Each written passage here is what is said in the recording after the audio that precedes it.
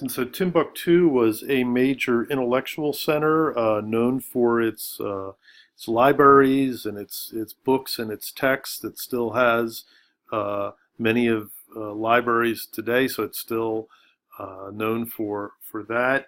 Um, and then Islam, you'll see references to Islam throughout the text, and so it was a major, Timbuktu and the Malian Empire became a major sort of nexus point for the, the Islamic Empire or the Islamic sort of zone. So Islam, which arose in the 7th century, by was a very dominant culture for the next 800 years, and so uh, in Mali, played a central role in that. And so, again, you'll see references to that. So it brings some interesting syncretism to the story, okay, on a religious sense, as they work between Islamic monotheistic practices and more indigenous religious practices.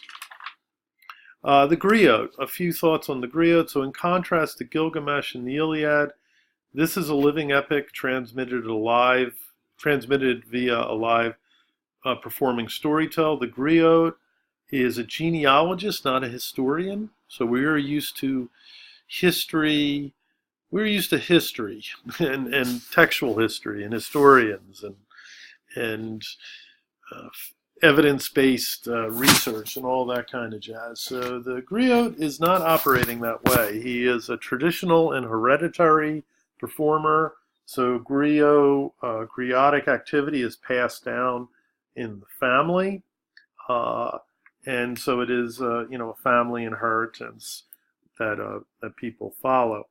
Griots are not only genealogists, but they're musicians, spokespersons, performers, shamans, carnival barkers, jazz musicians, in blues musicians in terms of improvisation, right? So they're tremendous performers that are operating on a theatrical, spiritual, and political level. So very interesting, you know, role that they play in the text. And you want to keep that in mind as you're reading the text, okay?